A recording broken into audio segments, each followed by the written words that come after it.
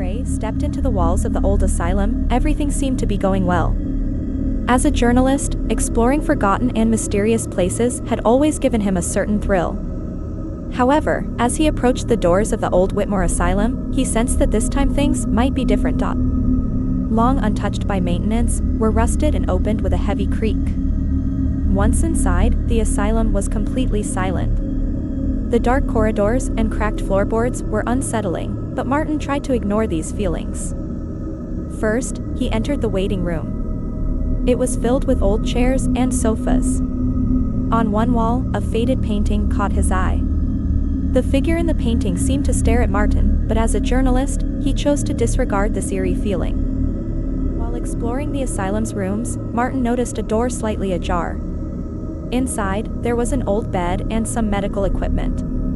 In a corner, he found a pile of papers covered in old handwriting. The papers described strange patient behaviors and suicides. Deciding to investigate further, Martin made his way to the basement. As he descended the stairs, the creaking of the stones grew louder. The basement was dark and cramped.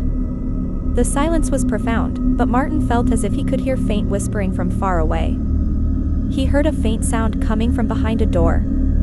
Opening it, he found a dark room with a table and an old hospital ledger on it.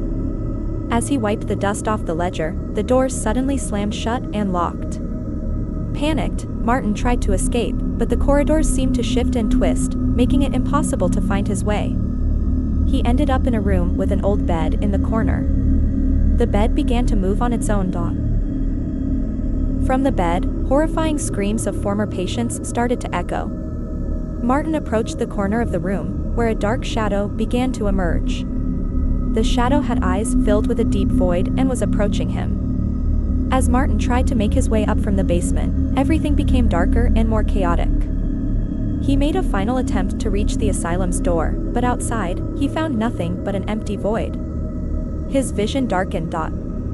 When he finally reached the asylum's door, it opened suddenly, but outside, there was only an emptiness. Martin Gray had disappeared into the shadows of the asylum, never to be found again. Martin Gray had vanished without a trace. The old Whitmore Asylum, now more silent than ever, seemed to have swallowed him whole. Days turned into weeks, and the search efforts were fruitless.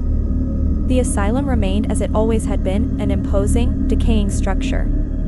One foggy night, a new group of urban explorers, eager to uncover the asylum's dark secrets, entered the premises.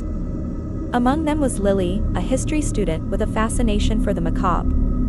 She had heard about Martin's disappearance and was determined to find out what had happened. As Lily and her friends made their way through the decaying corridors, they could feel an unsettling atmosphere hanging in the air. The silence was oppressive, and every shadow seemed to hold a secret. They explored the same waiting room Martin had visited, the same faded painting that had unsettled him now disturbing Lily as well. They ventured into the basement, just as Martin had, hoping to find clues. The basement was cold and damp, and their flashlights flickered as if struggling against the darkness. The group stumbled upon the same locked room where Martin had been trapped. The door was still closed, the keyhole as empty as before. Curiosity drove Lily to investigate the room further. She noticed a faint scratching sound coming from behind the door. Gathering her courage, she pried open the door with a crowbar. Inside, she found the same old ledger Martin had seen, lying on the table. Next to it was a small, leather-bound journal with a locked dot. Lily carefully opened the journal. The pages inside were filled with frantic scribbles and cryptic messages. It seemed like someone had been trying to communicate a warning, a desperate cry for help. As she read, the temperature in the room dropped sharply, and the shadows seemed to lengthen and grow darker. Suddenly, the basement's air grew thick with a malevolent presence. The faint whispering that Martin had heard turned into an audible cacophony of anguished voices. The walls seemed to pulse and shift, and Lily's flashlight flickered violently. Her friends, equally terrified, struggled to stay calm.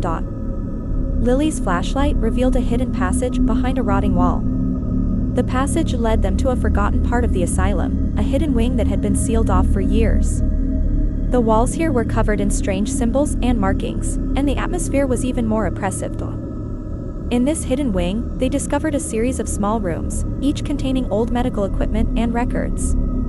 The records were filled with disturbing notes about experimental treatments and unethical practices. It became clear that something sinister had happened here, far beyond the usual asylum horrors. As they explored deeper, the whispering grew louder, and the air became suffocating. Lily's friends began to panic, but Lily pressed on, driven by a need to uncover the truth. She reached the end of the passage and found a small room with a single, flickering light bulb hanging from the ceiling. In the center of the room was an old chair strapped to a table, with straps that looked like they had been used recently. The room had an eerie feeling, and the whispers seemed to be converging on this spot. Lily's heart raced as she approached the chair. Suddenly, the light bulb flickered and went out, plunging them into darkness.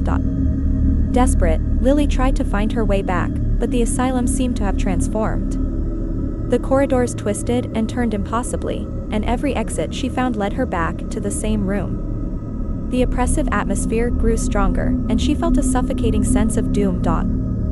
As hours passed, Lily's hope dwindled. The asylum had claimed her as it had claimed Martin. The whispers continued, now a constant presence in her mind.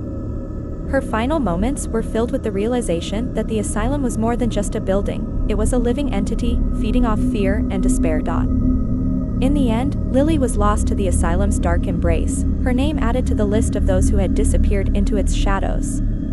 The old Whitmore Asylum remained a place of horror and mystery, its secrets hidden in the darkness, waiting for the next unwary soul to enter and become part of its haunting legend.